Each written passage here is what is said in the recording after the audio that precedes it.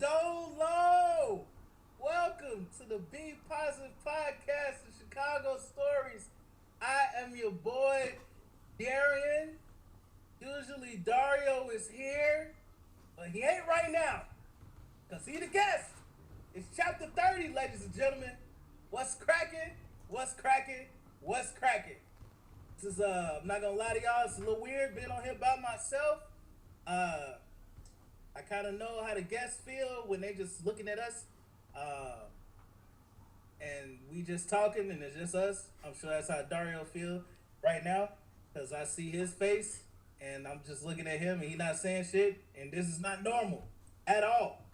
Uh, it's not, and this ain't my part either. So I'm gonna say this: hey, if you guys rock with us heavy, make sure that you go to all streaming platforms. That is Apple Podcasts, Spotify, Stitcher, iHeartRadio, Anchor. I don't know the rest of them, but hey, this is Dario's part, and it ain't mine. It is what it is.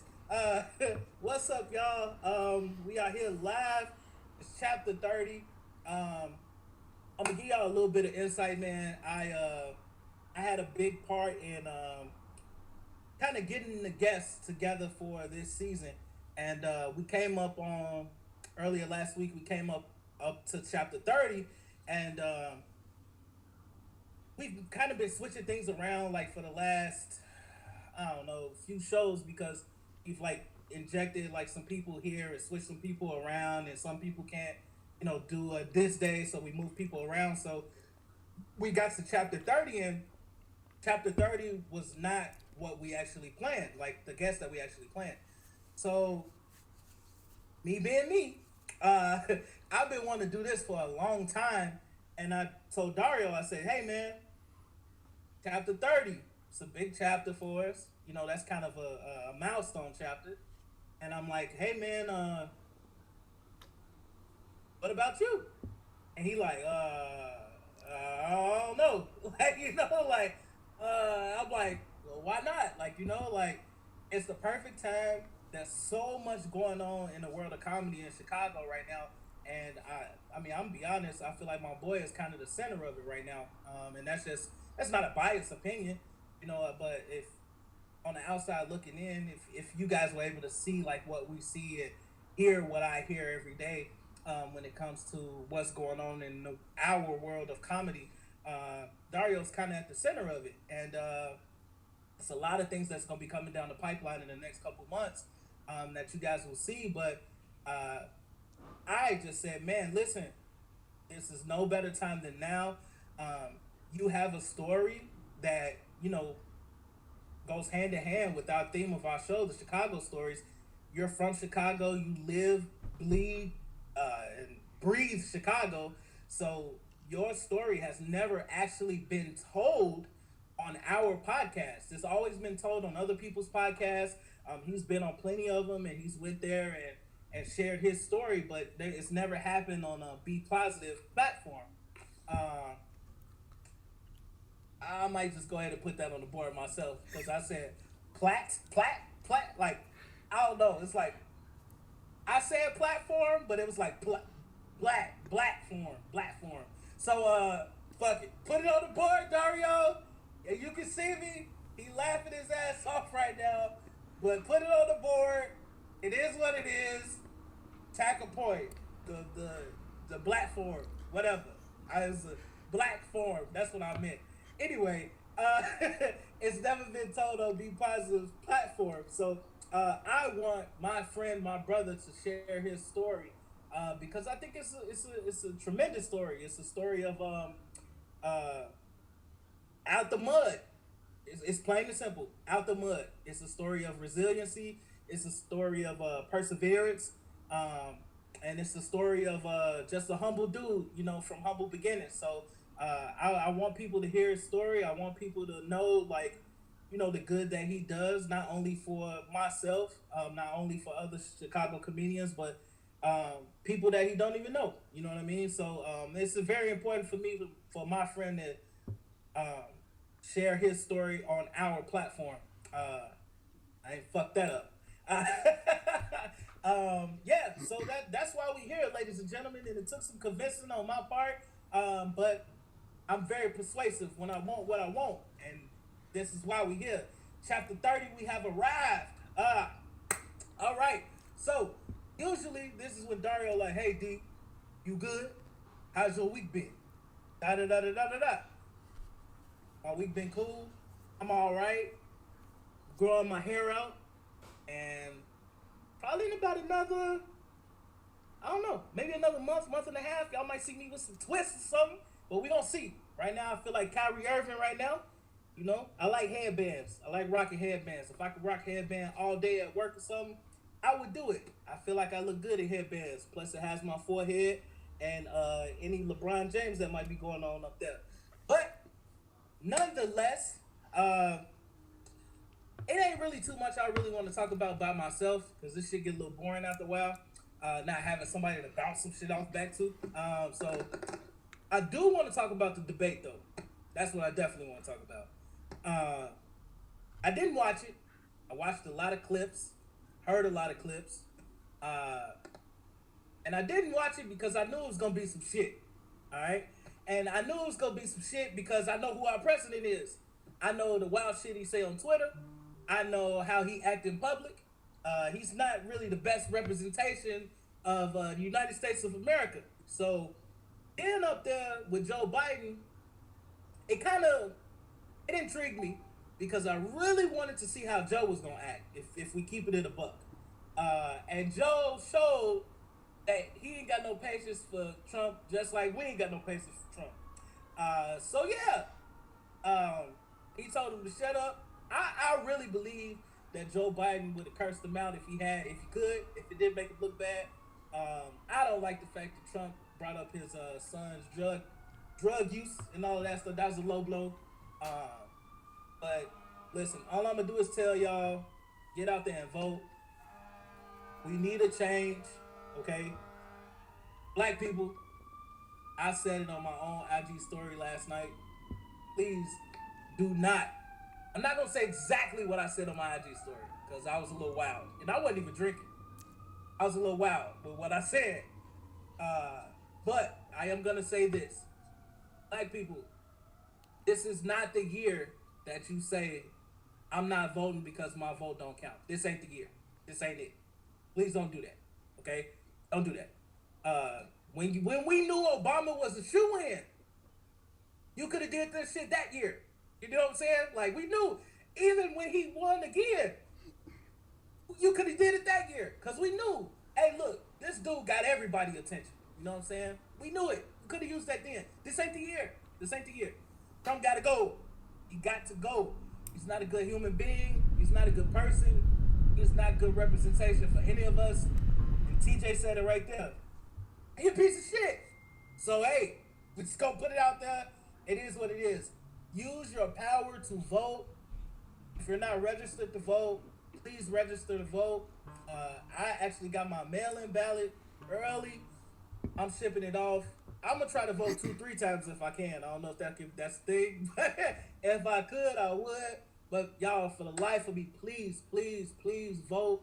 That is the message that I am going to keep shouting until November. Keep encouraging people to vote because it is going to be very important to not only the present but the future as well. Okay, and I don't care if you don't agree with Joe Biden and some of the things that he got going on and all of that stuff. Like, listen, I don't agree with Dario half the time with some of the stuff. You know, we may not see eye to eye, but we come to a compromise. But I know whatever his vision is, if I don't see it right there and there, I'll see it down the line. You know what I mean? And at the end of the day, man, we're voting to get this dude out of office. I'd rather not agree with Biden on a couple things than to have a president in the office that I don't agree with at all. Like that, it's crazy. All right. So that's my little 2 cents on voting. You gonna hear that for a long time, for the next month. Okay. Man, what else can I touch on? Hey, we got Dario at Zany's on October 8th. That's right around the corner. Tickets are only $3. Please get a ticket if you don't. I don't know if they sold out or not because I was one of the first people to get my ticket. Please, you can find the link in Dario's page, my page, TJ's page.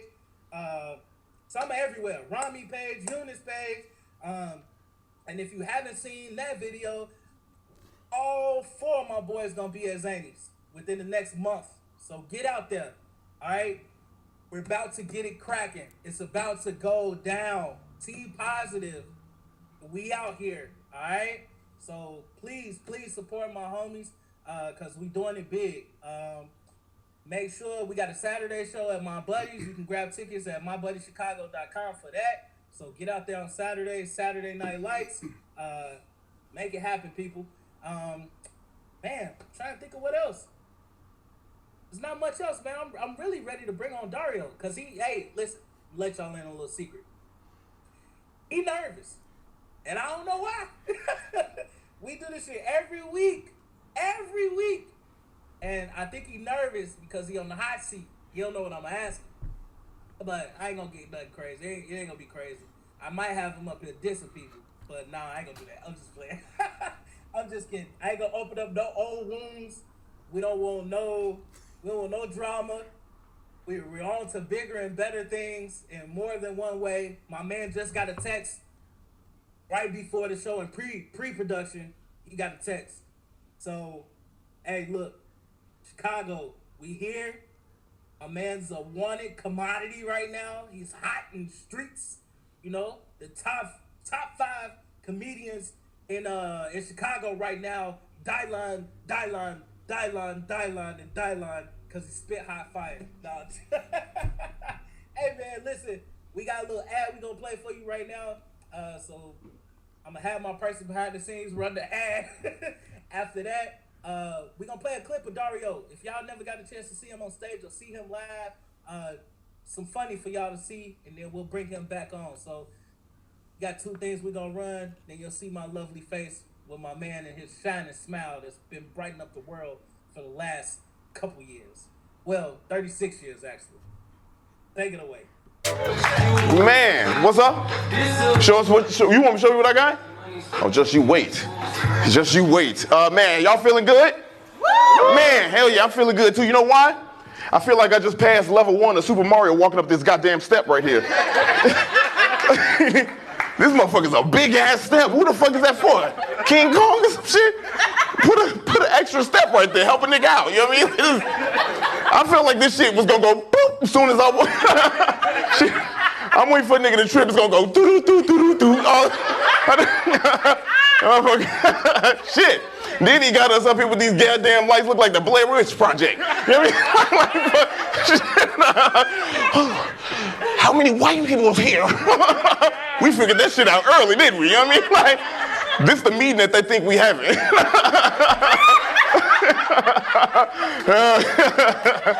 Oh yeah, hell yeah. You don't see. What's happening, D?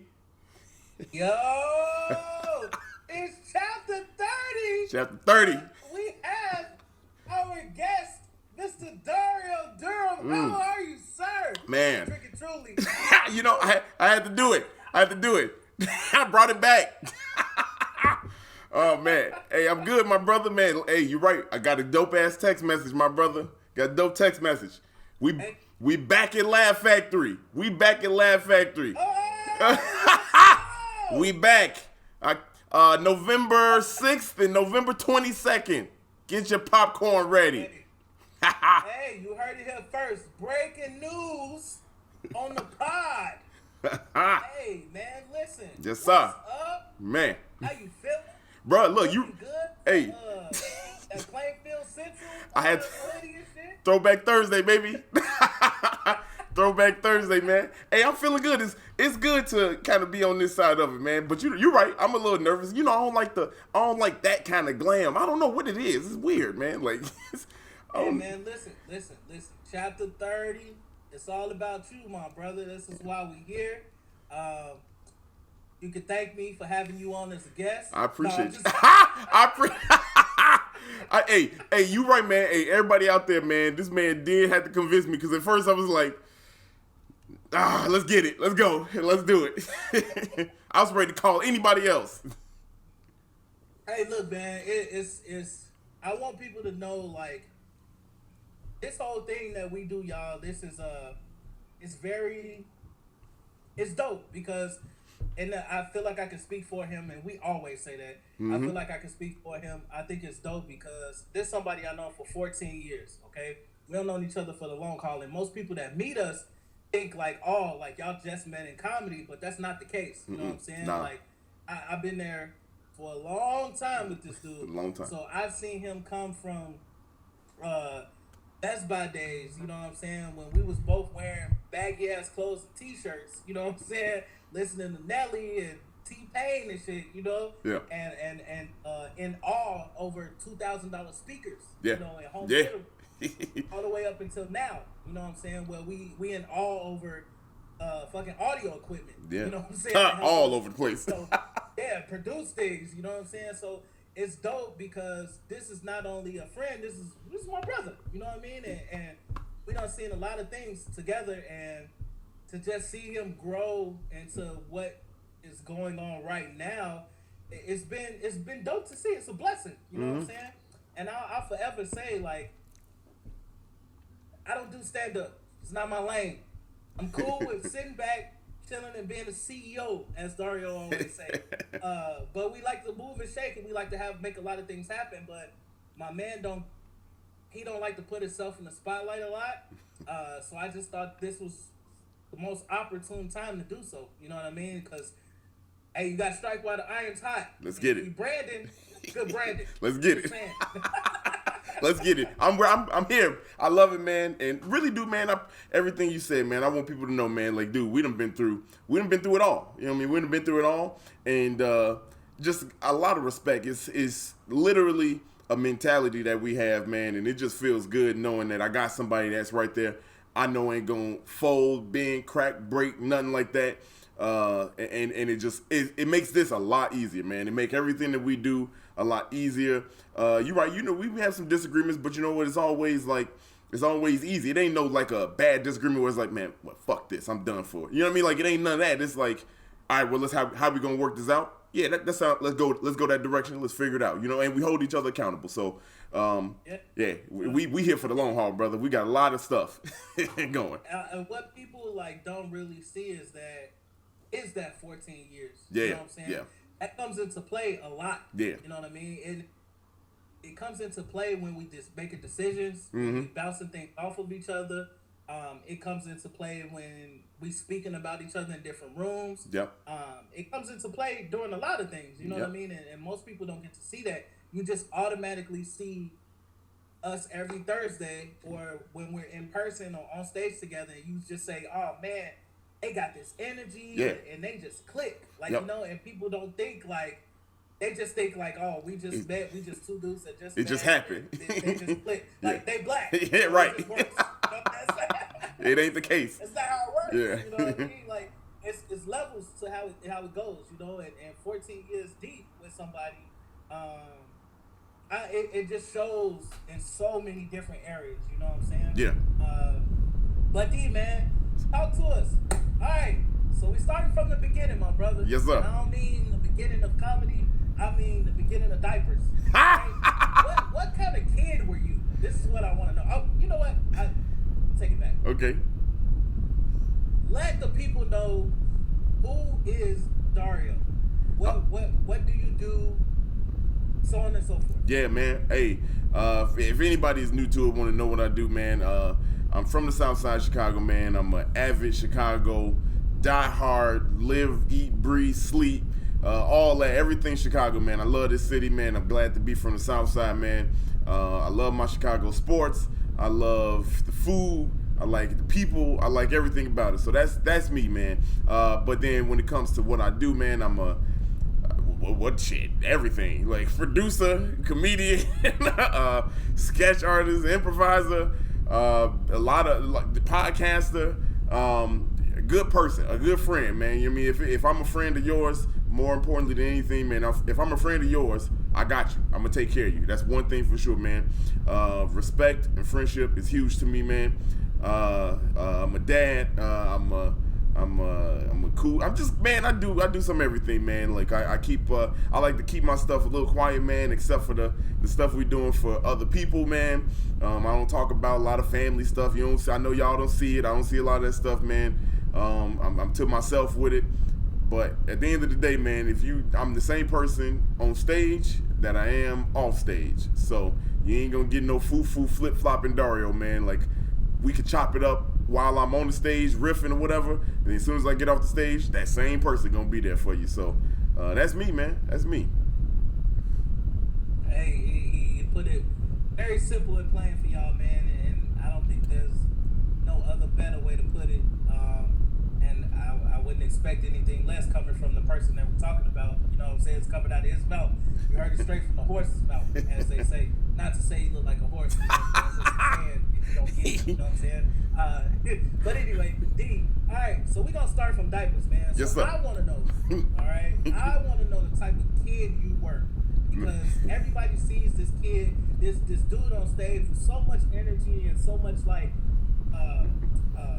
just, I don't know, a certain facade that is aura that's with you as you walk through a building.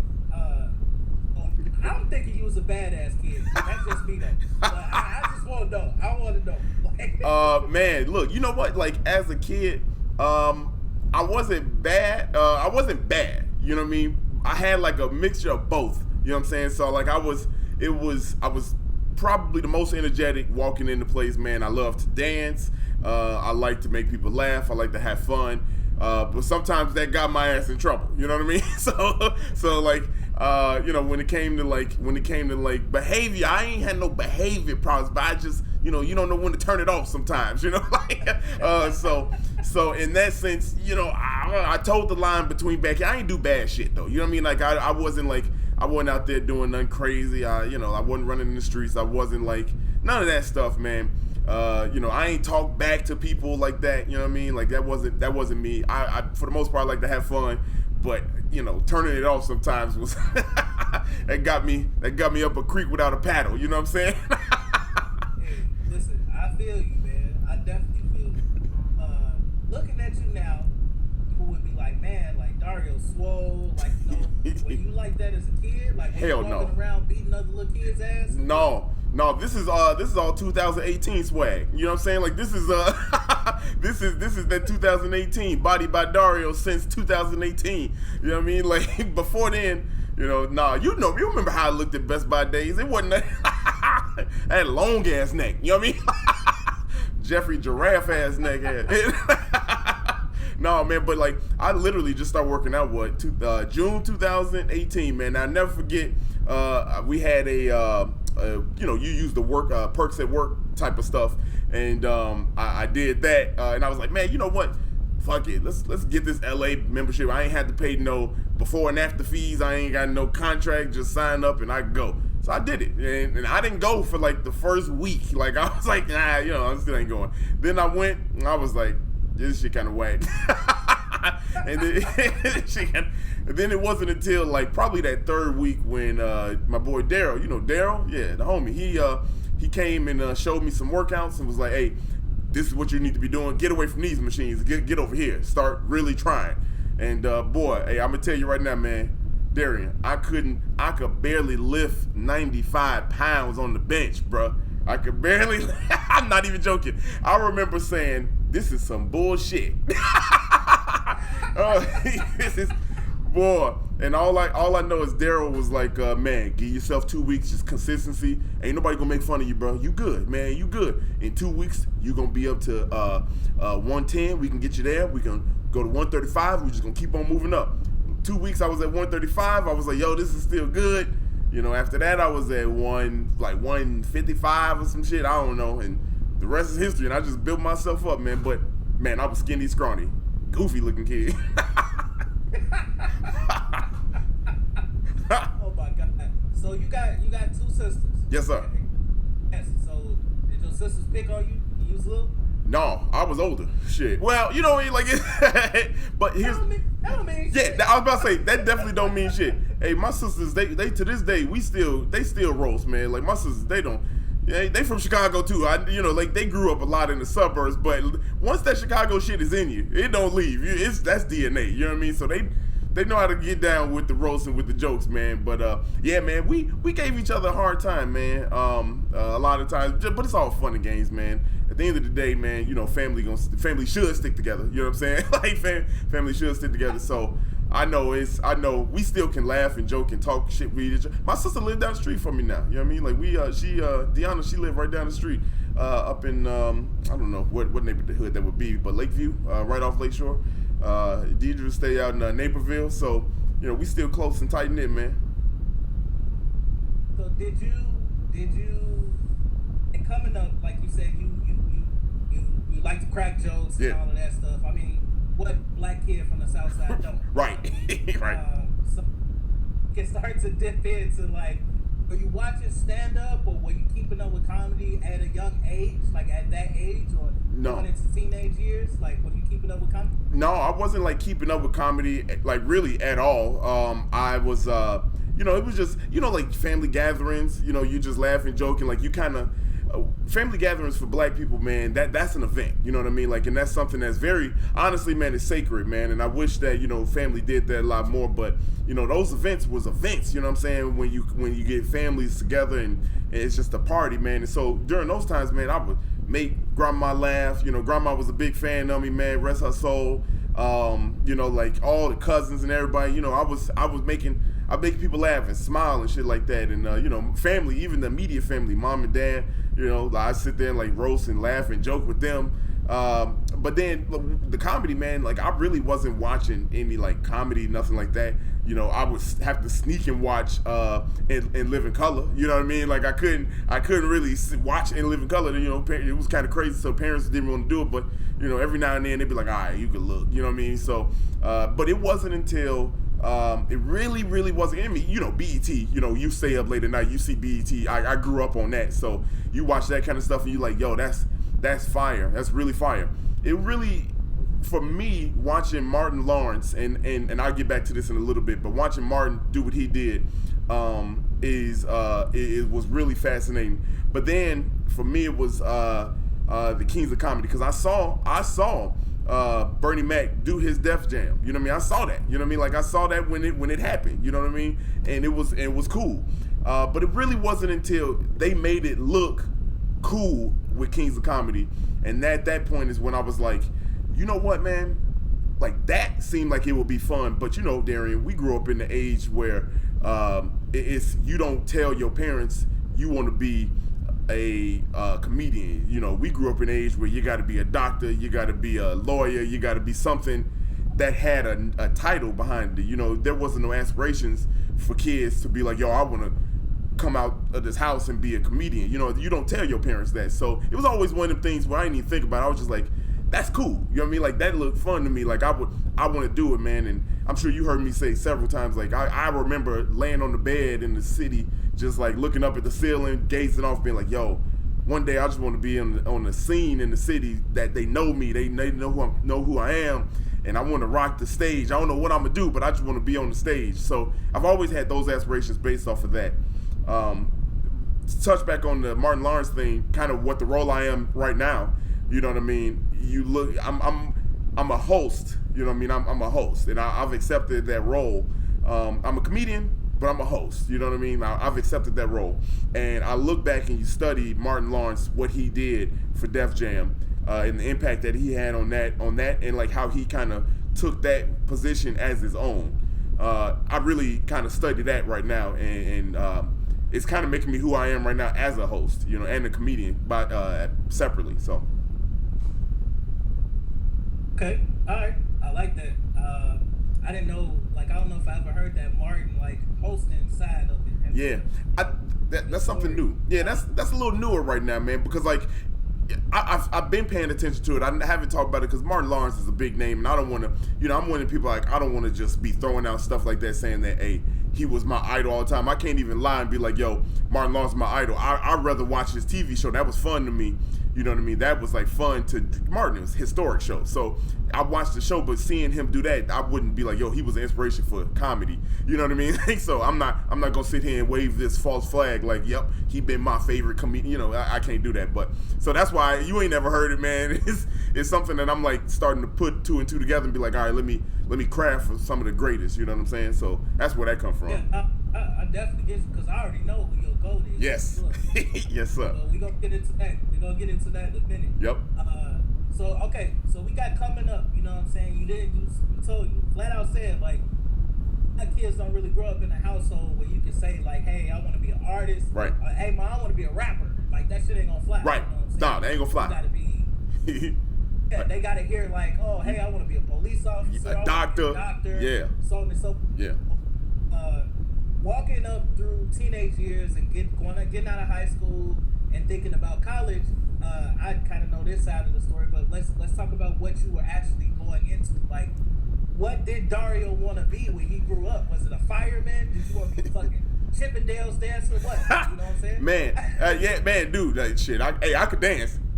I could dance. You know what I mean? Like, but man, growing up, I was a huge video game player, man. I still play video games, man. But like, I was like video games was a part of life, bro. Like that was one of the things. And I remember sitting back, and this is something I never told anybody. But like, my dad was a computer. He was like a computer guy. You know what I mean? Like he could build computers. He knew ins and outs of all the stuff, bro. So we would always have like computers at home, and he would fix all the shit and all that stuff. So that was inspiration right there, coupled with the fact that I like video games. I remember sitting down. This is a story that I've never told to anybody, but I remember sitting down talking to him, and he was like, "Man, you like video games? Why don't you just go into like something with video games for school?" And I was like, "Man, you right." He was like, "You play these games all the time. You gotta have some ideas." And I remember sitting down. True story. I swear to God, strike me down right now if I'm lying. I'm sitting there and I'm talking to him. I said, "Hey, I got this idea. What if the controller could feel how you felt?"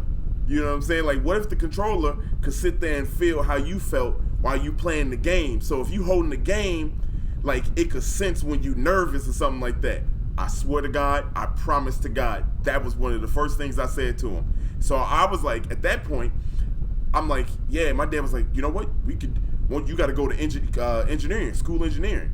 Now, that was right around, I'm probably not even in high school. I'm in like probably 8th, 9th grade. You know what I mean? At 7th, 8th grade. Maybe 9th grade. You know what I'm saying? And I'm talking about this. So fast forward, I went to school for computer software engineering. Okay, so I went to school for computer software engineering up in Marquette. I stopped that. You know what I mean? I was done with that because I didn't want to. Marquette? Marquette, my man. I went to Marquette with D Wade. With D Wade. Oh, yeah. Okay. and I'm so confident in this, and you know how I'm like, man, this shit is on the internet, right? I'm so confident in this. I'm gonna say this in the camera. It's on the internet. I had Dwayne Wade sign one of his first ever autographed jerseys right after they won the title for Conference USA. It's hanging up in my closet right now. It's never been authenticated, but Dwayne Wade, me and him were kind of like this. I walk up to him, I rush the court, and I go, man, he goes to me, I shit you not, I swear, y'all, he goes, why you want this jersey? My boy Joe Apollo, I know if we could run this back, Joe Apollo was with me at that day, at that game. Dwayne Wade looks at me, he's like, why you want a signed jersey? And I go, hey, you about to go to the Bulls, and you about to go to the NBA, so I'm gonna need this jersey signed. We laughed, he signed it right there on the court, and then we left, and it was nothing. I even held Zaire when Zaire was a little baby, y'all. I held Zaire, but yeah, yeah, Hey. yeah. D-Wade. Yeah. D-Wade. I'm saying. Fuck with us. I know D-Wade, like, and it was to the point where like I even tried to reach out to Dwayne Wade after he got drafted on draft night when he went number 5 to Miami. I messaged him best way I could. I forgot what platform it was, but I messaged. No response. I mean, that man is big and blown up at that point. But yeah, that's a true story, y'all. I never told it because I don't like to flex like that. But That's a real one, and it's on the internet. So if I'm lying, y'all can fact check the hell out of me. D-Wade, get at me if I'm lying. But yeah. You see? Finding out stuff that we didn't even know. Mm-hmm. I saved it for you, my man. I knew something was gonna be here. I'm like, let's tell these stories, man. Alright, so computer software engineer. Yep. Where we at? Yep. Right? Yeah. I didn't even want to. Marquette. I had Marquette. Yep. Alright, so obviously Marquette did work out. Nah, didn't work out. What was your decision making?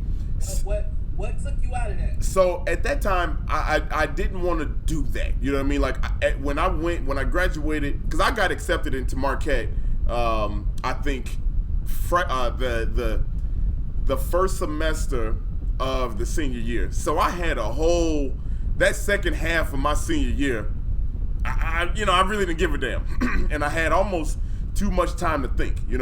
And for me, I was grappling with this idea of, man, that's a lot of work. I really want to be in sports and on TV. Like now I'm starting to grapple with this idea that I want to pursue that passion of being somebody in TV, because right around 2001, 2002, you know what I mean? Like that's the new age, new millennium. So like now you're starting to see younger people from my generation doing other things and making it look cool. You know what I'm saying? So I'm like, I want to be like that.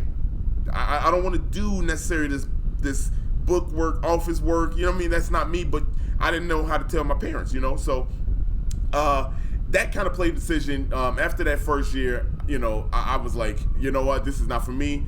Let's get out of here. I don't want to do it. At the same time, I had a lot of success being a young 19-year-old student, a 19-year-old kid working at Target. I grand opened the Target that was right down the street from me at the time in Plainfield, and it was brand new. I was working my way up the ranks there, man, and they start making me leadership roles. People start talking, man, you could be a manager. So, I want to do the business thing. So that was a change. Okay, now we doing business instead of engineering, and so I went that direction. And you get caught up in the retail world. That's a whole story in itself. I was caught up in retail, and so I was in that, and that made the decision for me to kind of switch gears from engineering. I was in retail, so that's where the story takes us. Me at Target. All right, so I didn't know you was rocking with the Target. Yes. I know you was a little bougie on the inside. Truly, I didn't know that came still from Target. Yeah, man. Target alum, baby. All right. So we talking Target now, all right? Mm-hmm. So right now, comedy isn't really in the cards right now. You know what I'm saying? Nope. We just know that my man is funny. He like to laugh. You watch Comic View and shit. Yep. You know what I'm saying? And at this point, him and D-Wade is Dick and Steve. Yeah. You know what? That the Marquette team, real quick, that Marquette team, Travis Diener and Steve Novak, they both went to the NBA. And those people now, they also were homies of mine. Like we would hang out at the bars and hang out after the games and things like that. Steve Novak, I know he went to the Knicks when he came in, and I think He was trash. I mean he had a 3-ball like none other at Marquette. He had a torch, my man, and I love him to death, man. He was a cool ass dude. Him and Travis Diener, we had a lot of fun, man. I'm done flexing on who I knew. So. Hey, I am in awe that you like. Yeah. Man, we need to contact these people. Yeah. We gonna talk about it. Let's talk about it. Got Jenna out here talking about she met Dwayne Wade. Yeah, between the two of y'all, we gonna have to get put on. Let's get on. Let's do something. All right, so we at Target, man. We at Target. You loving the red circle life? Yes. You know what I'm saying? But what's next? I know. Are we getting to Best Buy at this point? Yeah. Where are we in the store? So we at Best Buy. I kind of outgrew Target, and the manager from Target was a dope manager. He kind of just dipped out, literally just dipped out of Target and kind of left us in a bad spot. We were like, what the hell? And I walk into Best Buy one day to say hi to him because I really like the dude. And he goes, "Hey man, I really want you to come over to Best Buy." And I was like, "All right, man." Like it was one of the people I ain't got no loyalty, so I was like, I love Tark to death. And my man, if Coach say I need you to play over here, I'm going with Coach. So and so he pulled me over, and that's how I got into Best Buy. So I'm at Best Buy, man, in Joliet, and running through there, and work up the ranks, man. Now here's the part where we young guns, man. Me and Darrian don't know each other, and all of a sudden this dude by the name of Chris Webb is my new manager now. He's my new manager at my store. And all he keep talking about is, man, you and this dude, Darrian, boy, y'all cold. Y'all should meet. I think y'all will be dope friends. And I'm like, now this is real shit, people. If anybody know me, this is me. I'm like, why the fuck I need to know another nigga? You know what I mean? Like, I don't care. Like, hey, like, I don't give a damn. Hey, let that man be great. Let me be great. I don't need to meet another muff. You know what I mean? Like, I don't care. Wow. I'm on the other end of the spectrum, like, oh, cool. We'll link up for a day. I'll slide over to Joliet or whatever. Look, this nigga didn't even want to know me. I was like, man, I don't need to know. Why does he keep asking me? In my head, I'm like, man, I'm over here doing numbers, man, for this place, man. I don't need to know nobody else. Keep in mind, y'all, I'm only like 21. All right, so I got the 21-year-old mentality of I'm the GOAT, I'm the greatest, I'm this young. Look, check it, right? Check it. You 21 doing that. Yeah. But I was 19. I know. On the same thing. I know. I was like, and then when I realized, I'm like, oh shit. I'm 19. It's like crazy. So I'm like, damn. Darrian pulls up one day, y'all. Darrian pulls up, and he's walking with Chris Webb. And Chris Webb didn't even introduce us like that. Chris Webb just took Darrian and started walking him around the department, the store, and everything. I didn't see it till I'm like, whose man is this walking with my coach? You know what I'm saying? Like, so. Hey, look, time out. Hey, it reminded me of Django, bro. It was. I'm picking around the corner. Who is this? You know?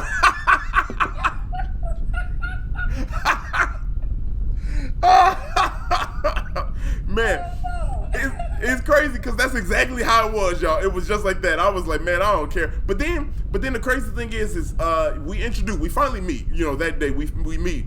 And right off the bat, man, Darrian was a cool ass dude, man. Darrian was I just knew, I was like, all right, I can fuck with this brother. And, so all that shit I was thinking and talking, that went out the window immediately. And we didn't work at the same store, man. So that was like a one-off. We didn't see each other, man. It wasn't like we saw each other. I don't think we saw each other for a little while after that too. It wasn't like we had a regular basis. Yeah, it was a little while. We would like reach out to each other. Mm-hmm. I think through like Facebook and stuff. Yep. Here and there. You know what I'm saying? But we kept up with one another. Yep. We kept up with what we was doing and so on and so forth. All right, man. So we walking through this little timeline now. I think we'll touch on this for a second. Being a dad. Yeah. Man, when your little baby girl was born, talk to me about that. How did that feel, man? Because I know I had a girl first too, so I can only imagine.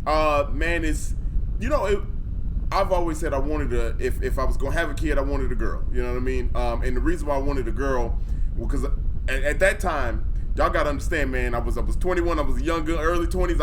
I was reckless in the streets, and I, start running through, work at the same time. I start leveling up to a point where I need to be a little bit more professional. And my thought and reasoning behind it was, and this is true, I said I feel like a girl will make a man more mature. And I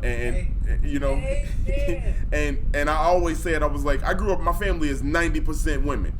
So I was like, me being around women ain't nothing to me, man. So I was like, let's try to hone and raise up one. And that was where the thought process came from. So, that was honestly one of the greatest days, the greatest day of my life, man. There's nothing better than that. No accolade can ever top that. There's nothing, there's no plaque, nothing that you can ever give me that's gonna be better than that day.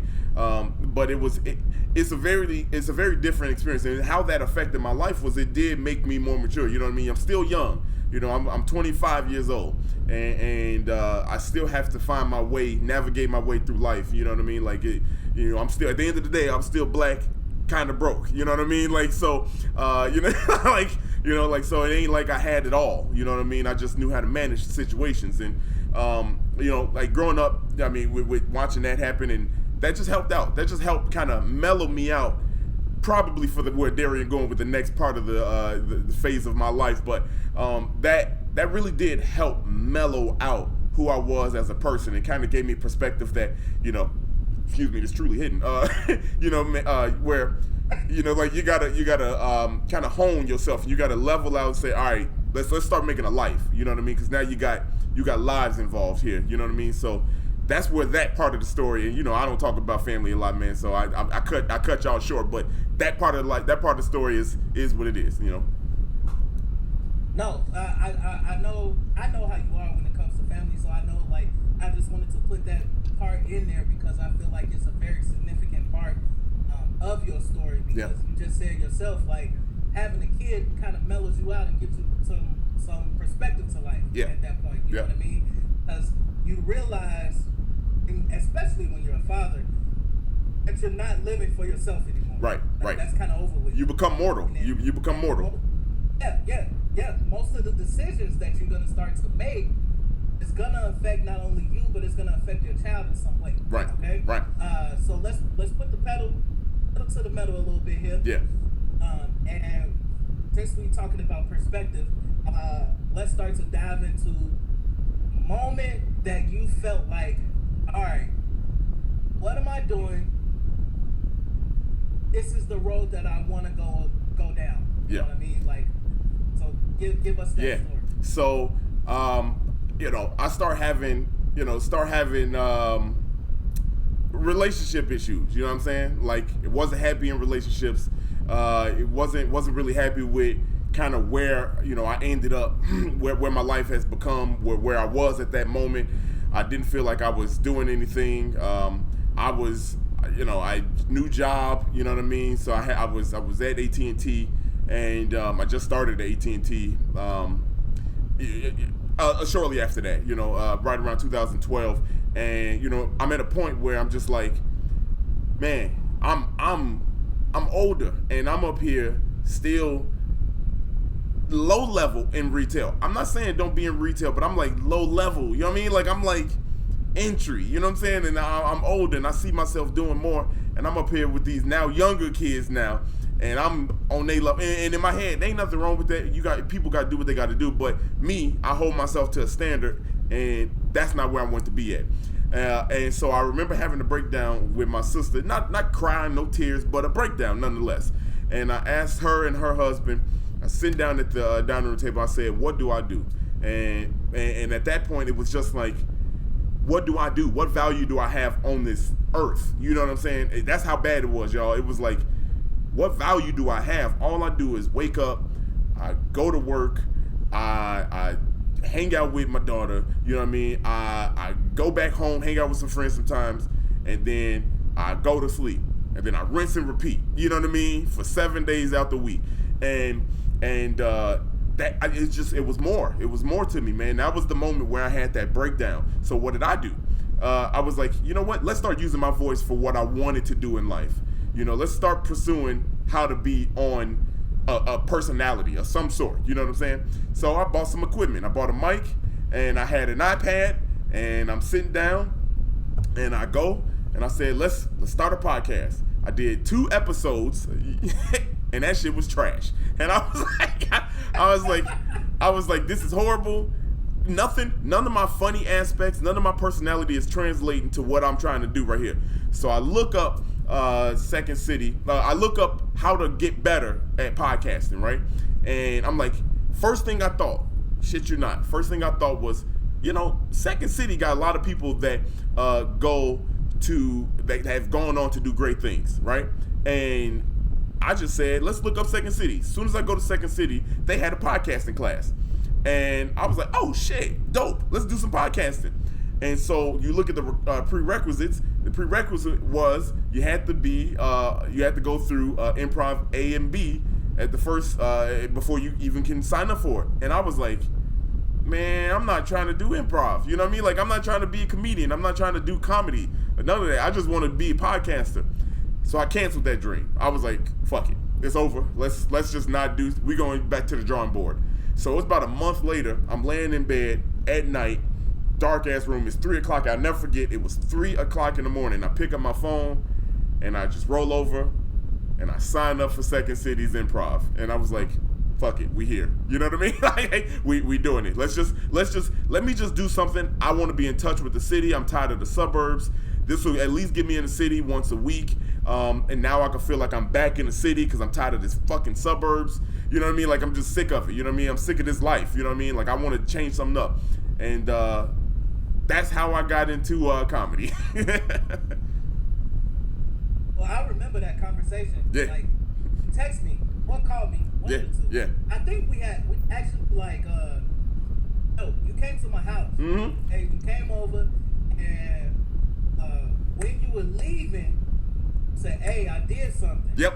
I'm like, what? You signed up to Second City. Yep. And I'm like, oh, shit, okay, cool. Yeah. I'm like, hey, man, like, do that shit. Like, Yeah. you know what I'm saying? Being the friend that I am, I just support, like, hey, man, do that shit. Like, you know what I'm saying? Yeah. Now, I had no idea about this conversation that had happened with his Bob and Deanna. I had prior knowledge of that conversation. Right. At this point, it was just, hey, D, I'm going to Second City, and this is what I'm going to do. And I'm like, all right, man, look, go on, do your thing. You know what I'm saying? Yeah. What I do want to touch on, though, for a second is that just doubling back to what you said about having a moment in life where you are like, man, look, I'm supposed to be bigger than this. Yeah. Yep. And a lot of people have that moment, D. You know what I'm saying? I've always said since I was like a teenager that God did not make me to be average. Right. You know what I'm saying? And that's not what I'm supposed to be. Yeah. Like, there's too much of something in me that I'm not supposed to be average. Yeah. And I think a lot of people can take that message and apply it to their own life. Like, every person has something unique inside them where they're not supposed to be at just this one level that you think you're supposed to live at. Yeah. You always have to be seeking more, looking for more, and believe that there's something else bigger than yourself out there for you. And that's one of the takeaways that I took away. Like, man, like, knowing you and I know you, I'm like, man, me and my man really do got the same mentality. Right. Because I scream, like, I got a little sign up here right now. It said, God made you more to be more than average. Yeah. To be more than average. Like, that's, God have put something on the inside of us, and it's a unique trait. Yeah. It's specific in everybody. Yeah. You gotta, when you find it and tap into it, you won't. You just gotta go on your own journey to get there. Yeah, man. And you know what's crazy is my grandma was my best friend, and she was like the only person to like really speak that into existence, man. She believed in me when people didn't, you know what I mean? And Marcella Jackson ain't here on earth no more, but man, she is my best friend, man. And I look back to that a lot of times, man, and because I don't really talk about my grandma a lot, but she, of all people, always said you destined to be something. And to the day she died, man, she had dementia. And I'll never forget this. Man. It was Mother's Day about 10 years ago, and she said to me, you know, I pull up, I'm in my Best Buy gear, man, and she had dementia. You know, when you got dementia, you don't remember shit. You know what I mean? People don't remember things. But I pull up to the house here in Chicago. My grandma sitting down, and she be saying wild shit to people the whole time. You know, she talking shit the whole time, and she don't remember nobody who they are. I walk up to grandma on Mother's Day, I give her a hug, and she goes, "You beautiful, you really beautiful." And that was one of the last things my grandma ever said to me. And I'll take that to my grave, man. And it's funny because like she believed in me. She didn't recognize nobody else. Like my grandma didn't recognize nobody else, but she talked shit to other people, and she said that to me, and that was powerful, man. That was huge, man. I'll never forget it. Go do that. Damn. Yeah, bro. Marcella Jackson was a legend. Is a legend. Hey, God rest her soul. Yes, man. sir. Real talk. She was spot on with it, bro. Yeah, man. I can tell you that for sure. Damn, man. I wasn't expecting it to happen that day. You know, Right, so, you going down memory lane here, bro. I knew one of these motherfucking stories gonna get my ass. man, we telling the story. Yeah. We telling the story. I'm in for it. All right, man. So we go through Second City. All right. Yeah. We go through A through E of improv. Yeah. Correct. Yep. A through E, all of them. How was that? How was that experience for you? Bruh, day one was fantastic. I knew the moment that I stepped foot in class, that comedy is it. This is it. I'm here. Now all the things that I thought I wanted to do, you know what I mean? I'm actually doing it. I fell in love with it, man. We had a dope ass group called we called ourselves Your Mom's Friends from Church, and we stayed about, I'd say 95% of us stayed together from A all the way through E, and to this day we still talk. We have a group chat and everything, so we still good people with each other. Man, it was everything. We were performing. I was a month into comedy. I had gotten up on stage. I bombed during improv. You know, like it was dope, man. Everything I wanted to do, it was like a dream come true. Now I'm on stage in Chicago at Second City. This couldn't be a better story. So improv was huge, man. I loved it. That's dope. So much so, you encouraged me to go do this. Yeah. And that's where my little journey started. In improv in Second City. And it was all because he vouched for Second City to get my money and shit. Really a good decision. All right, so we went from improv, D. What made you transition to stand-up? So, you know, if anybody out there, for those that don't know, when you go through A through E at Second City and you stay, especially with a group of people, and you make friends and things like that, you come to a road, a fork in the road. Do you stop or do you go to the conservatory? And you know, at this point, you know, that was 40-week process, 45-week process. So, you know, I'm in comedy for stand up for a year now, improv for a year now, and you know, I'm trying to decide on where do I want to go with this, and now I'm starting to think, I'm here. You've already been on stage. Let's do what you really want to do. And I made the decision, instead of going the improv route, Nick Norman is a guy, he's Daryl's brother. I've known them for 20 years now, 21 years. And he told me, hey, let's get into stand-up. You should try stand-up. Because he was in that improv class. He was like, I'm not doing improv anymore. I'm doing stand-up. That's what I'm here for. He's like, I'm doing it because I know you had fun. It was fun. I was hanging with you, yada, yada, yada. So I said, let's do stand-up. And so I made that choice and I went down that path. And here we are. Here we are. Here we are. All right, so we transitioned out of Second City.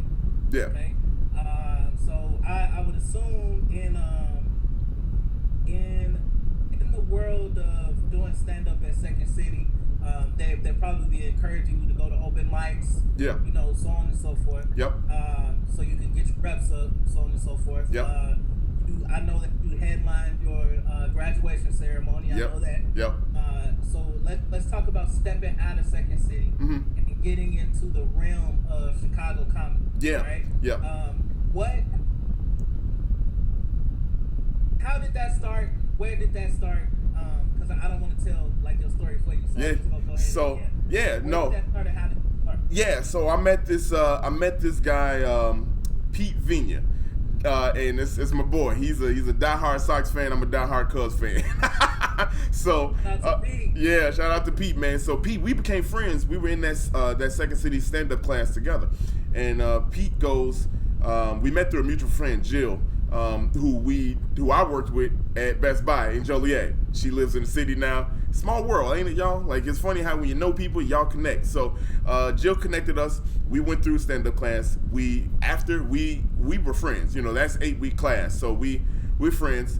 And he goes, hey, man, I know my buddy down, because he's a bartender and everything in the industry. He says, hey, my buddy at North Bar, he can give us a stage. We can put on our own shows. I'm still wet behind the ears. I don't know how the hell you navigate. I just know open mics. You go to these places around the city and outside the suburbs and everything, and you try to get reps up. You know, I don't know how to get on shows. I don't know none of that shit. So he's like, we can put our own shows up. We can call it Stand Up for Diversity. We have a diverse crowd of people. Blah, blah. I'm like, yeah, let's do it. Fuck it.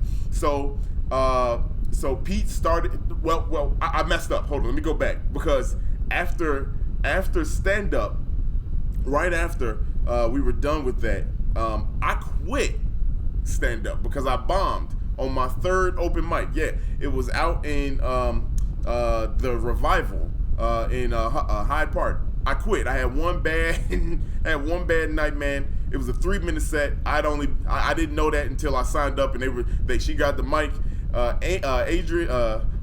Adrian Brandenburg, she grabbed the mic and goes, it's 3 minutes, you know, her and Ben Noble. It's 3 minutes. I'm like, fuck, I've only practiced for 5. You know what I mean? Like, what the hell? How do I shorten this shit up? So, you know, you running the light. I'm running, you know, like, you know, and I banned myself then. So I after that, I was like, man, I stayed through the whole thing and I watched. I'm like, man, these people are really fucking good. You know what I mean? Like, they're really good. And I was like, this ain't for me. So I quit. Pete calls me up and was like, hey, man, I got the guy that could give us our own shows, man. We'll start in November or whatever. I think it was like November 2017. October, November 2017. He says, hey, we could do our own shows. I'm like, all right, well, I'm done. I'm retired. I'm not doing any more comedy. I'm going on about my life. I'm done with this shit. And so he goes, come on, man. Like, I'm gonna make you, I got it all together. We can put our own shows. We ain't got to worry about all the bullshit. We ain't got to go through that. I was like, yeah, but I ain't got it, man. I give you you can be the headliner. And I was like, I sucked last time I was on, man. Like, I don't want to do this. He was like, man, come on, man, do it for me. And that's why I came back, because I love Pete. Pete is a good ass dude, and so I did it. Came back with first show at North Bar. I didn't do comedy for 6 months. I was like, all right, fuck it. Let's go ahead. Let's see these jokes, whatever. First show, first night back, I'm a hit all of a sudden. I'm like, what the hell? Like, where did this come from? My first time back, I did a hot 15, 20, I think it was like 25 minutes or so. 25 off the top. I'm like, holy shit. Like, that feeling felt good. People coming up talking about, how long you been doing this? I was like, probably a month. You know? Like 2 months. I don't know. That was the first show back. Hey, listen. I believe I was there for that North Bar show. Yeah. Was that Lights versus Electricity?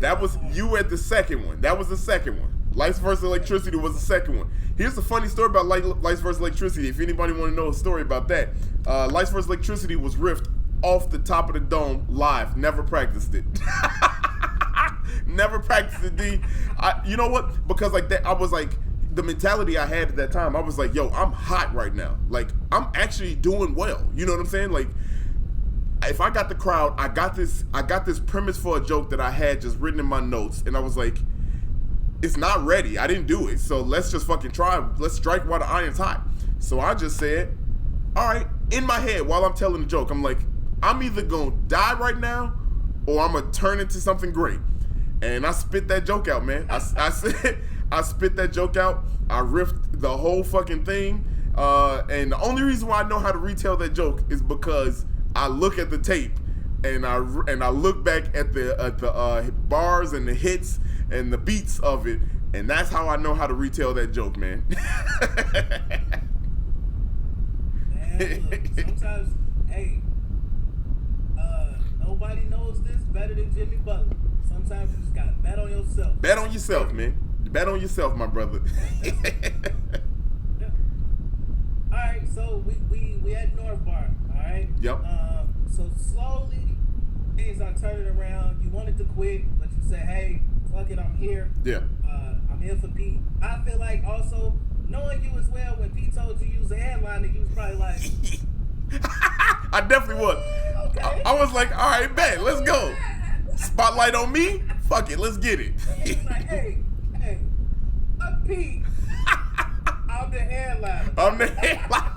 I definitely was like that. I definitely was like, oh shit, hell yeah. Let's get this shit. Hey, I know you like the back of my hand, so I'm like, oh, Pete told he's the headliner. That nigga got pumped. He was destined right there. He was destined for you to make a bounce back. Yeah. He set me up. To go back to what you said, you knew Jill from Best Buy. Jill knew Pete. Yep. I always say that you meet people for a reason. For a reason, bro. Yeah, you meet them for a reason. Always link up with people for a reason. And the world is so small, and when you get to bumping into people that you know, oh, this person know this person, I know this person, it's all supposed to happen like that for a reason. Yep. So and I'm sure anybody that listens to the podcast, watches the podcast regularly, that's a running thing that we always have. Everything happens for a reason. For a reason, man. All right, D. So we doing all that.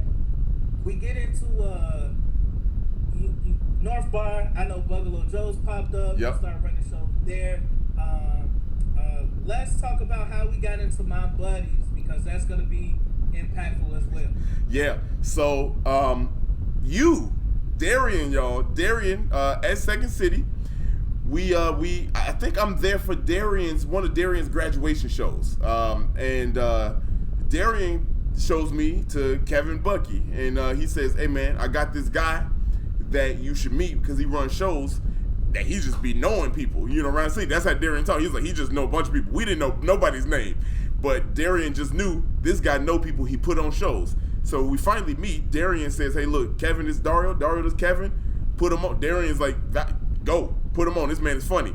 And so I'm like, all right, bet. I pull up to Kevin Bucky's show. It was back then, the Rising Laughter Showcase. There was a showcase and there was a mic. I came for the mic, and I didn't know the real rules or gist of it or anything. I just know you perform, but I knew if you perform well enough, you can get on the showcase. And it was like a slight competition. So I performed, and I gave it. I thought I had a good set, and Kevin didn't respond back to me. When he didn't respond back with the result of who was going to be in, I was like, well, I guess I'm not going to be at the show. So on the show, and he kind of broke down why. He was like, just a little bit, whatever. I'm not going to get into the details of it, but I didn't make it back, y'all. But it was about a month later, he hits me back up and says, I want you to do a hosting thing. And so I said, in my head, I'm like, man, I'm a comedian. I ain't no fucking host, man. Like, that's kind of a low blow. Like that's like a low blow. You don't want me to be funny, but you want me to host the shit? That's how novice I was, y'all, man. Like, I didn't get it. So I just said, fuck it, I do your little thing, but I'm about to go up there and wild the fuck out. You know what I mean? Like, I'm about to wild out on the mic. Boy, I tell y'all, man, I went in there, I went crazy on the mic, man. It was, I had fun. Then he just started bringing me back as energy as a host. You know what I mean? And I was like, all right, dope. Now I'm hosting. I think I was on the show. I think I've only been on the Rising Laughter Showcase as a guest literally one time. I think I've only been on it one time as a guest. I've never been anything other than a guest one time, I think. But I came back, I did a guest spot, but other than that, I was hosting the thing. And so then he's leaving. He wants to transition, going with his career, a different path, and so he wants to pick a new producer of the show. And he said, "Hey, I'm gonna give it to you. I'm gonna let you do this, and I think you'd be good at being a producer." And I'm like, bro, I'm barely a year in the game. You know what I mean? Like, I'm barely a year in the game, and I don't know nobody. Who the fuck gonna come to a show and they don't know who the hell I am? You know what I mean? Like, how am I supposed to reach out to people? I don't even know who people are. You know, these motherfuckers are on the internet. I just see people from the internet. I'm like, I don't know who these, whatever. So I did it, man. First two shows, we had a total of 3 people in the audience. that third show, we had like 15 to 20, and I don't know what the fuck happened. I was like, wow, where did this change come from? And after that, the show is what it is, what y'all know it is. If y'all don't know, the show is hot. Like it's a dope ass show. It's a dope ass show, y'all. We made some changes, made it fun, but it's a hot show. That's how I got into my buddies, man. So, some people probably don't know is my buddies was very impactful because my buddies led you to Laugh Factory. Yes. So tell us about how that happened. Man, y'all, this is a story I never told like this. I never told to the masses like this, man. Darren, you know the story. So we had a show. Kevin Bucky put on the show, and I was on the show. I gained enough respect to be on the show with Kevin, right?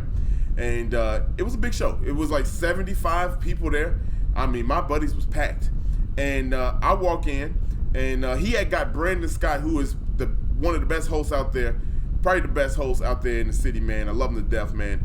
He was my first host at, he was the resident host at the North Bar shows. So I consider he's my first host, man. So if I ever get on or whatever, that man is gonna bring me up, man. So I need him to bring me up. Anyway, so we had the showcase, right? And I'm sitting there trying to figure out, like, all right, this is my first major show.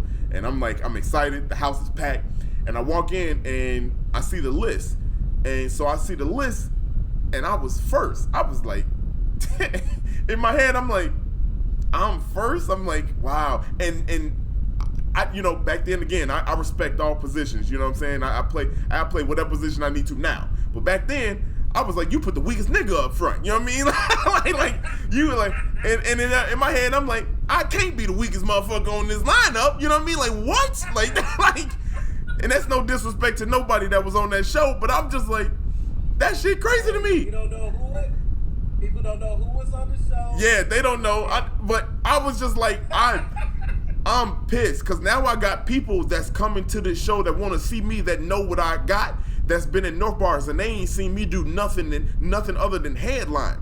So I done got like 10 people come, they want to see me do what I do, and I'm first. You know what I'm saying? So I took it kind of offensive. I remember people walking in. People walked in. Jill was one of them. Walked in with her group of friends. She goes, "Where you ready?" I'm like, "Yeah, I'm ready." And she was like, "What's up?" And I was like, "I'm first." She was like, "You first?" I was like, "Hey, it ain't my show." Brandon walks in. He was like, he don't know anybody either, so he just knows he's a good host. Whatever. Brandon comes in, and I was like, come look at the lineup. He was like, who's who? And I was like, just come here, look at the lineup. So Brandon looks at the lineup like this, y'all. He goes, huh, you first, huh? And I was like, I'm first. He was like, okay. And Brandon is big dude. Brandon is a huge dude, man. He goes like this. He puts his hand on my shoulder, and he goes, kill him. I want you to kill him. And I was like, I'm gonna kill him. He was like, and Brandon goes like this, okay, and walks away. It's like, because Brandon knew Dario's about to kill him. That's all I had to tell him. Brandon goes, kill him, and walks away. He does his thing. Brandon brings me up. I go absolutely ballistic for 16 minutes. I mean, I went off the rails, man. I was like, if anybody is gonna fucking do this to me, man, I'm pissed off. I'm about to make the rest of this show hard as fuck for everybody else. They ain't never gonna be able to come down from this. This show ain't gonna recover. This. All he looked at me and said was, I'm first. I'm about to kill him. I said, all right. Man, look. I was like, everybody after is not up to par. And that was me. That was me as a fan. I'm always a fan first. Like, I'm always a fan first. Yeah. I would just put it like that. I'm always a fan first. Yeah. And I was like, oh no, this no. Hey, I knew. I was like, you know what? That show is not gonna recover from this. I sat my black ass down. I watched the rest of it. I was like, see, this is the fuck y'all get. You know what I mean? I had the chip on my shoulder that whole show, y'all. And after that was over with, that was a Friday night show. On Sunday, Kevin reached out to me and said, "Hey man, dope show. You really performed well. You know what I mean? Like that was fire. You know what I mean?" And he goes, "I got a contact at Laugh Factory. I think that you should be on this show." And it's called Verified Laughs. And I was like, oh, he about to plug me. Oh, that's dope, man. Hey, if you can get me in, you can get me in. I want y'all to, I'm going to pause this story because I had 2 Instagram pages at the time, right? One of them was like kind of transitioning from work, personal life to comedy. And so I started, that's how the new page that y'all know of is where it is right now. But I remember seeing this show, Verified Laughs. I didn't know what the fuck they were. I didn't know any of that shit. All I knew is I saw people were getting verified in the city, and I remember saying to myself, man, that'd be dope to get verified. Like, that's cold. They got their picture with the thing saying verified, and that's in Chicago at Laugh Factory. I'm like, oh, that's dope. Fast forward back to where we were. I'm like, wait a minute, that's that show. I was like, oh, we got to go crazy. Like, this. I hope I get in, man. I get a call Sunday. I'm sitting with Jill at and I think it's Lincoln Park, some bar. I come from the suburbs early. We watching the Bears game. We sitting there chilling, and all of a sudden I get a text message, and it's Ali Drapos with I'm name dropping like a motherfucker, y'all. It's Ali Drapos. It's Ali Drapos, and she says, "Hey, I'm a producer at Laugh Factory. Kevin talked about it, said it was dope. I want to invite you to come out this Wednesday to Laugh Factory." And I was like, "Yo, let's go." At that moment, I'm like, I'm in Laugh Factory in 3 days. What the fuck? Like, that's crazy. Life is crazy, man. And that's how I got Laugh Factory, man. Hey, and then it's a crazy. Laugh Factory was just the ultimate roller coaster because if you're not familiar with Verified Laughs, you got to go through different rounds of comedy, basically, and doing your thing. And I mean, we went through. How many rounds? Was it three rounds? Four. I think we did 4. But here's the thing: we was at the end of the year, so my rounds came so rapidly because they had to end the competition. So I had to go through the gauntlet. You know what I mean? It was like you had to go through these rounds back to back to back to back, and I'm like, shit, I didn't have no time. It's funny because like people that went in January or December, early in the year, you got time to hone your craft. You know what I mean? In time for the big competition. My black ass had to go week after week after week. You know what I mean? Like, I was like, shit. Man, but I don't know where you're taking the story. I'm going to let you direct it, but you tell me what you want to hear. No. It was a roller coaster ride for all of us because, I mean, we got to see Dario on stage, and we like, man, like, he killing it. You know what I'm saying? So after the first round, Dario tell this story probably better than I could any day. After the first round, D, you got a W. How was you feeling? Talk to me about what the conversation was, and then just ride us all the way to the final. Got you. So, after that, after you got the W, man, like the first thing was man, we got a W at Laugh Factory. That's my debut at Laugh Factory. I'm on the big stage. I'm glad. I couldn't be more happy. I'm talking to Darrian after it's all over. So now, they done posted up. Dario was verified. All this. I got my wish from earlier that year. I was like, shit, I done came a long way. I got verified with my picture. That's fucking legit. I look at Darrian, I talk to Darrian, I'm like, where do we go from here? like now what? Darrian goes, give him the mixtape.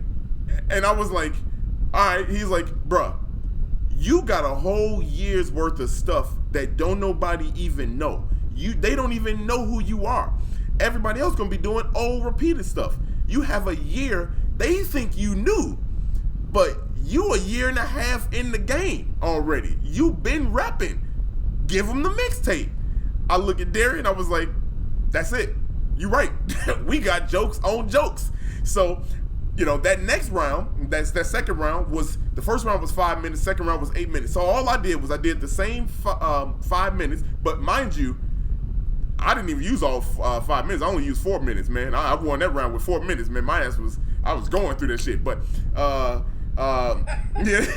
the second round, all I did was add more jokes to that. And so I'm like, damn. All right, bet. You know what I mean? Like we got the W then.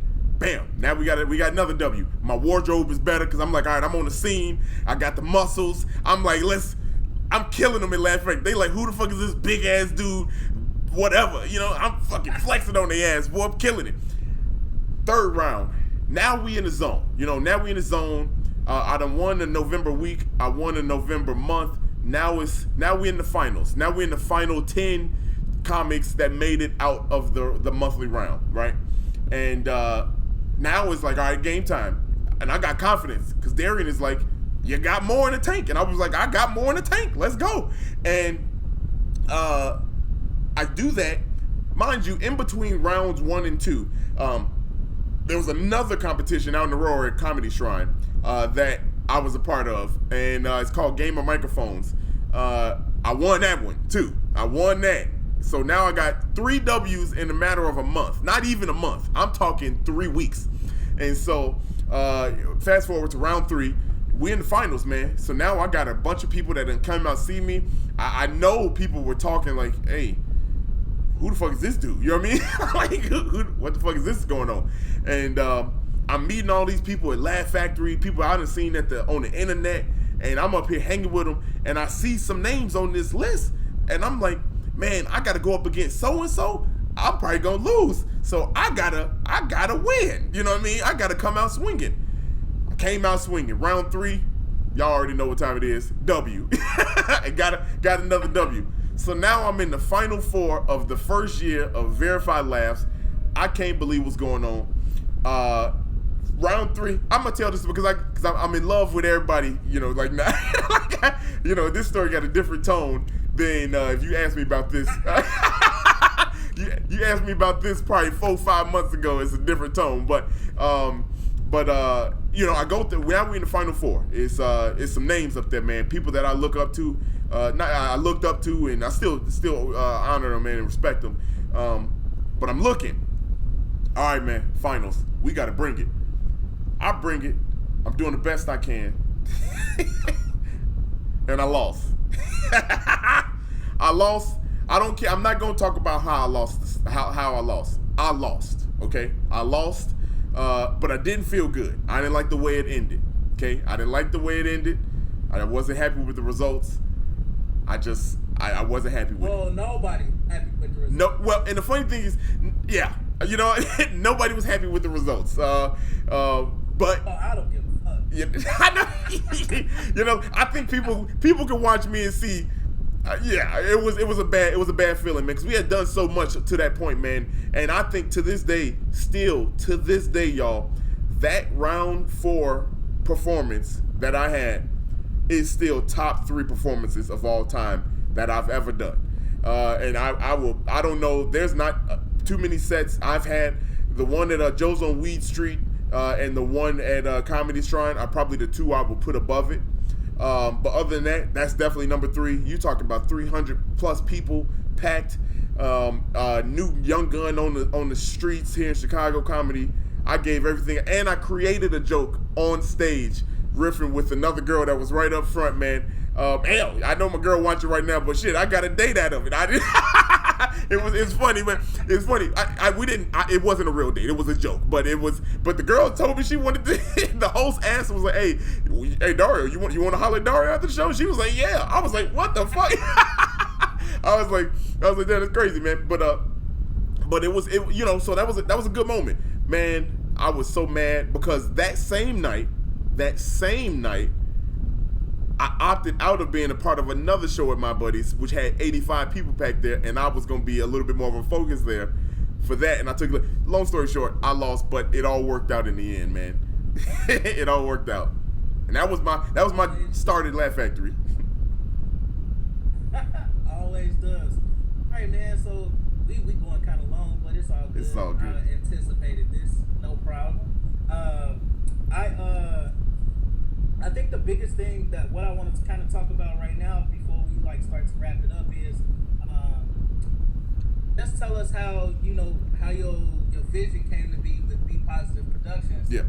And a little bit about this podcast, how it came to be. Yeah. And then how you pretty much tie in all of that, your vision for the podcast, your vision for Be Positive Productions into what's going on right now in your world and on the scene. So, Darrian and I remember that year because the Verified Laughs wrapped up January 11th. That was the last show. For Verified Laughs. And at that point, I officially become the producer at My Buddies, you know, and it was I think a week later, not even like less than a week later, I was the producer solely. It was my show now, and I know me and Darrian, we talked and we said, let's do something this year. You know what I mean? Let's create something. Let's just make this scene more acceptable for everybody, and that's what we wanted. That was the goal. We didn't know how we were gonna get there, but we just knew we wanted to do something to kind of bring people together. And because we had a lot of chemistry on stage. We need to talk about that, but me and Darrian, we probably one of the best combos on the improv stage, man. And that was a lot of gas for us to keep spreading our light, bro. We got it, bro. And we still got it. and we just did a show over the weekend. Yeah. And we found out that it's still there. It's still there. So we had a lot of that gas behind us, and it was right around June, early June, late May, where we kind of said and said, hey, look, let's start a podcast. Fuck it, let's just do this podcast. Everybody doing a podcast, but let's do it differently. This is going to be a podcast where we actually reach out to people in the city, and the point of it is to highlight other people in the city, give them some shine. And we're going to do it with some style and our version of grace, you know? And so that's how it started. And so to be positive, we just said, let's be positive. we're going to be positive. Like that's it. We're just going to be positive, and it's going to be the Chicago stories. And we're not going to call them episodes. We're going to call them chapters. And so like the whole purpose of the podcast is if you start at the beginning and you all the way through to whenever we finish, which will probably be never, you can read it like a book, and each chapter has a personal story. And so that was the concept for the podcast, and the podcast did very well, man. We did our own version of well, because I think people can look at numbers and say, you know, well, the numbers don't show, you know what I mean? But we weren't going for the numbers. We were going for the impact that it made on people. We were highlighting people that didn't get highlighted. You know what I mean? Like if we were putting people on, giving them an opportunity that they might not have gotten. And that kind of gassed other ideas. The next idea was, let's make an album. And that came out of frustration, to be honest with you. That was that was it. That was my ass getting sick of getting looked over. You know what I mean? I was like, listen, I'm tired of getting looked over, so we gonna make an album. And I remember telling Darrian, I was like, let's do it. Let's make the album. We got a bunch. We gonna call it the mixtape. Remember you said that? You know, with Laugh Factory, we gonna call it a mixtape. And so yeah, let's put out a mixtape. It'll be free, whatever, yada yada yada. We made the thought process. I hit Darrian right back up and I said, what if we just added other people? Because I don't want to just be on it. I feel like we should give other people opportunity. So we'll have a mix of people. So instead of being a mixtape, it really is going to be a mixtape with other people on it. I messaged Darrian probably like 20, 30 minutes later. Again, I was like, better idea. Why don't we make it more artists? Like, why don't we put it together and have more artists on there? And we have, like we highlight music, spoken word, whatever we can get, and we just have all these people come together and we make it. And I'm only gonna have a few tracks on there, but we're gonna have other people around the city, artists, and we're gonna put it all in one album and we're gonna figure it out. And that's what the fuck we did. we said, hey, let's do it. And the point was, we're gonna make it a big event. The big event is gonna be the release party. The release party is gotta be like an artwork. You remember Picasso by Jay-Z? We want it like that. We want everybody to be in the round, and the gallery is around us, and they watching us. You know what I'm saying? So we gonna make it. My buddies, let's do it. We did it. That place had 100 people in it, and we released the album. We fast forward. Now we got a lot of steam on us. A lot of other ideas start spawning off, man. We get back to the same place, New Year's Eve 2019, and we said the same thing in the same location. How do we make 2020 better? You know what I mean? Like, how do we do that? You know what I mean? How do we get 2020 to be better than what we did? Because 2018 was such a breakout year for us. You know what I'm saying? It was a great year for what we want to do. We got it. We got some legs underneath us. We got some experience. I got some more exposure on the scene. You know, how do we make that all work for us? And we had a lot of things happen. When we planned the first album, we planned 3 albums that were gonna happen no matter what. And we released the second album. That second album, man, Laughter is Good for the Soul. bruh, like that is that right there in itself is just a story, because we all know what the pandemic did to the world, man. So we don't got to go on that. But I remember messaging the group, first telling Darrian and said, this is gonna be the album that can help people, especially here in Chicago, get out of a bad spot. You know what I mean? So let's release it. We're gonna keep the theme of the number 4. So June 4th was the day we picked out. But then we got closer to it when, you know, things just start happening in the world. We're like, man, people just need some more life into us. You know what I mean? Like we need more happiness. And so we said we're gonna do this on Juneteenth. Let's do it on Juneteenth, because by the time this album comes out, this is gonna be the album that brings people out of the funk when we can come outside again. You know what I mean? Like, and that was the thought process, not knowing what was gonna happen, not knowing about the protests and the Black Lives Matter movement really taking off. This was talked about in April. You know what I mean? Like, this was talked about in April, not knowing nothing. And so the decision to put it on the 19th was, it's Juneteenth. We're gonna highlight what we doing as black men. We want to take that risk, being on such an important day in history, and we want to. This day is going to be the day that brings people out of the funk. When we get out of our houses, we can go outside. We want people to bump to this and ride this and laugh. It's gonna be the first thing. The thing went number 1. It did what we wanted to do, man. Unfortunately, we still in the house, but it did what we wanted to do, man. Exactly what we said it would do. And man, bro, like that, I know that was one of our greatest moments, man. That was one of our greatest moments together. And yeah, here we are. Here we are, still doing stuff, man. Man, I can't say enough about how exciting the journey has been. To watch you go from starting out in improv to now, man, it's been dope to see. It's been dope to even see your growth on stage. Like, it's so different from seeing a North Bar show to, you know, seeing a Laugh Factory show to now we coming up on the 8th, where you get your first shot at being in Zanies. And you know, hopefully we can start talking about the other thing when it gets closer to that too. But I mean, you doing good, big things, man, and it's not just it's dope to see, because it's a friend that I've known for, once again, 14 years. But it's also dope to see because it's not only about you, it's about people around you too. We went from being in Zanies to you being in Zanies on the 8th, now Rami in Zanies, TJ in Zanies, Eunice in Zanies, you know what I'm saying? Mo Good in Zanies. So it's about spreading the love, and like you said earlier today, you know, behind the scenes, it's about reaching back and grabbing your people and bringing your people along with you.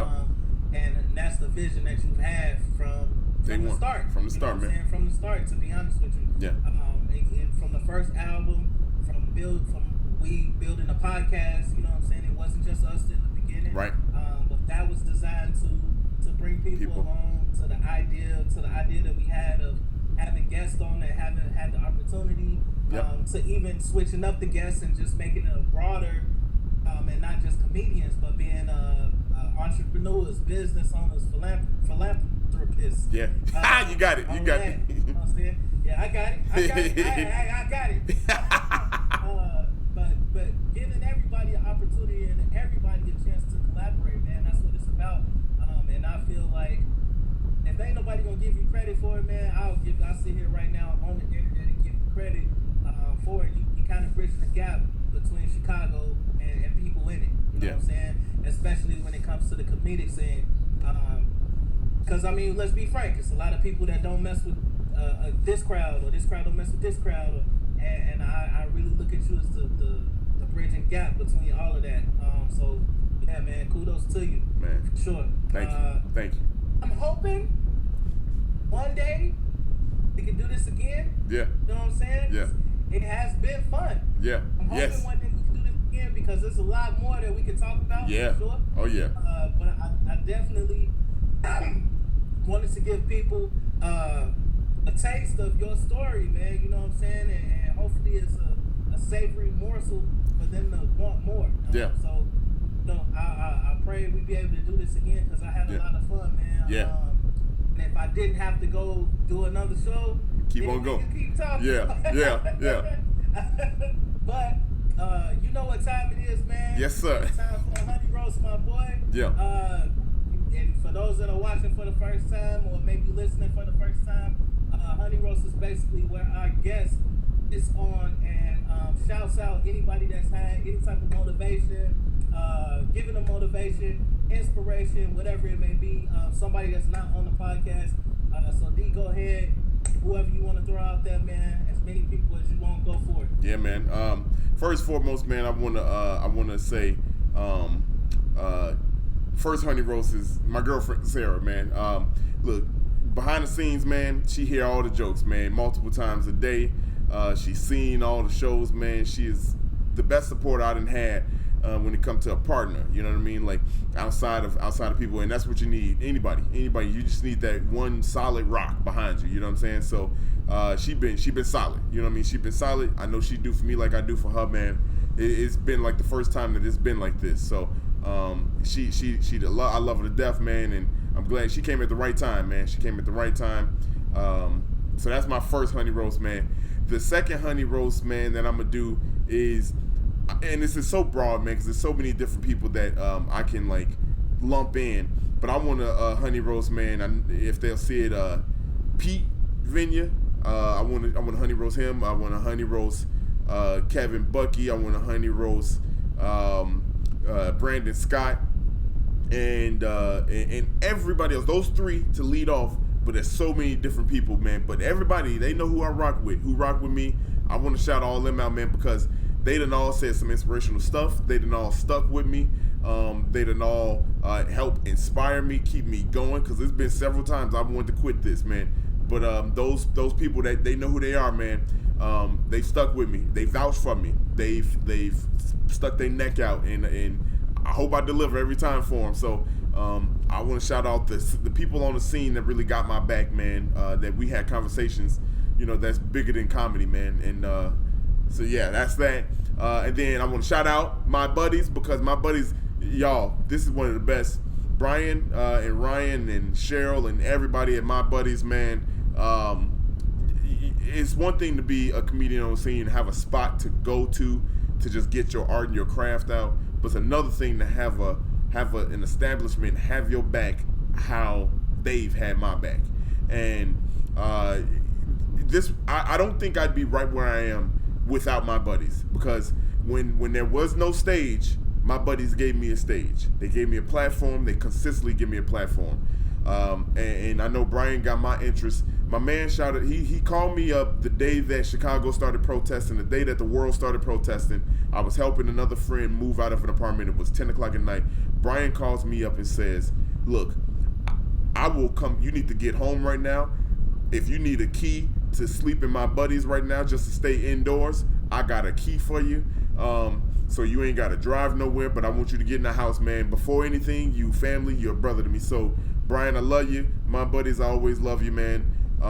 And y'all got a deep place down in my heart, man. And then the last person I want to shout out is you, my brother, Darrian, man. 14 years in the game, man. 14 years in the game, man. And Darrian said something to me that he said before to public people, but when he said it to me, I just understood the amount of respect that this man really had for me and then what he had for what's going on. Darrian said to me, he said, I'm not doing this because I want to do this. I'm doing this because I like you and I know how much this mean to you. You know what I mean? So before all this other shit, you my friend, so I got your back. So, man, Darrian, bro, like, honestly, I really do appreciate you, man. Everything that you do, man. How you done stuck through it. I know some days you like, man, I don't feel like it. You know what I mean? Like, but I know why you doing it. You know what I mean? And the good thing is when you do it, you still do it with the intent to be great. You know what I mean? Like, we do things with the intent to be great. Not because, there's some people out here when they be like, all right, I'm going to do it because it's my boy. But then they do it, it's like, it's still half-assed. Like, I don't feel like doing it, really. We still go 110%, 200%. You know what I mean? You still give it all. So y'all don't understand how good of a friend, have a partner, whatever you want to call it, a brother, you know what I mean, to have somebody on your side, you know what I mean, like, and that's gonna keep you going, you know what I mean, and keep you motivated to do what we do. And man, I love you to death. You already know it, man. I think the people know how much we love each other, man. But you the reason why a lot of this stuff is still even in the works and the motivation behind it, man. So man, thank you, my brother, for being who you are, man. I know we got so much more left in the tank, man, and you know, I love you, man. I love you to death, dude. Hey man, listen, I love you too, man, and I'll say this, there's no thank you needed, bro, and when I said that, I meant that, and because when you genuine, you know what I'm saying, about how real a friendship is and how real a brotherhood is, listen, man, at the end of the day, I'm here before this shit, I'll be here after it. Whether it stay this small, grow to be this big, or grow to be this big, I'm still gonna be the same person that I was when we met in Best Buy. You know what I'm saying? Yep. And at the end of the day, bro, I just want to see you shine, man. That's it. I know you do. That's all that matters. You know what I'm saying? I just want to see you shine, bro. And that's why we here. That's why Chapter 30 is highlighting you, because you deserve to shine. Man. You know what I'm saying? And a lot of people don't get their flowers. You know what I mean? Like, I'm a leader. I've been there before. You know what I'm saying? It's been times where people ain't like me for decisions I made, or because I want to still laugh and didn't agree with them and all that shit. I know what you done been through, bro. Yeah. I know that there's been multiple producers of my buddy with you that ain't with you now. It's just you by yourself. You know what I'm saying? I've been here when it's been more than just us on the podcast. You know what I'm saying? But when you got somebody that's riding for other people as hard as you do, you deserve to be held up, bro. And I got your back, man. And that's whether or not I want to go out and go do some shit. You know what I'm saying? That's whether or not I feel like it. Like, I know that this means the world to you, so I would want all of my friends, whatever I'm doing, and whatever mean the world to me, I would want them to do the same for me. You know what I'm saying? Yes, so sir. I'm gonna be the same nigga that you made it Best Buy day one, Joe, until we call it one up in heaven. Yes, sir. You know what I'm Yes, saying? sir. We gonna tell some jokes and act the fool up there. We sure is. We gonna kick it with your grandma and kick it with my dad. You know Yes, what I'm saying? That's just how it is. Yep. So, hey, look, Chapter 30, it's been real. Dario, tell the people where they can find you and plug your shit. Man, dude, Dario D Comedy on all major platforms. You can come out to a show. I got a link in my Instagram bio with everything. Come support anything we got going on, man. We can do better is the thing we didn't talk about. Once that grows up even more, we can talk about that, man, because it's a lot of great things that we're doing and a lot of great people behind it. So you can follow WCDB _shy on Instagram too. Follow that. That's the Facebook page. You can follow that. Chicago, I love you, man. You can find me in these streets because I'm out here. You know what I mean? Like I'm out here. I'm at Zany's. I'm at Laugh Factory. I'm at my buddies. I'm at your show. I'm on your couch. I'm chilling. You know what I mean? Like I'm walking down the street. I'm up and down the street with Topics, man. Y'all catch that in about 15. Well, we got 15 minutes. Y'all go to Topics, man. The Be Positive Instagram, Be Positive production page, Instagram page. Get off here. Go there, man. That's where you can find me, man. Chop it up with your boy anytime, man. Darrian, this was fun. I love you, man. Thank you, man. This is Hey, man. it's good. It's been real. It's been fun. Yeah. Chapter 30. Listen, y'all, we need y'all to rate, like, subscribe, leave some reviews. We trying to hit Apple charts when it comes to podcasting. You deserve it. God damn it. Other than that, Chapter 31 coming in hot. Tuesday. We got Tuesday. Pat Truer. Hey, next Tuesday, Pat Truer. Hey, Mr. Sniff Cocaine out of a booty hole himself. No, he don't sniff cocaine. I'm just fucking around. He got that much energy, though. Yeah. Next Tuesday, 7 o'clock, Pat Truer, we here. All right, I love you, brother. Love you too, baby. Chapter. Thank y'all for rocking with us. This gonna be the longest one that we don't put out, but it's definitely worth it. We'll see y'all next week. And like Dario always say, be positive, y'all. I love y'all. Peace out.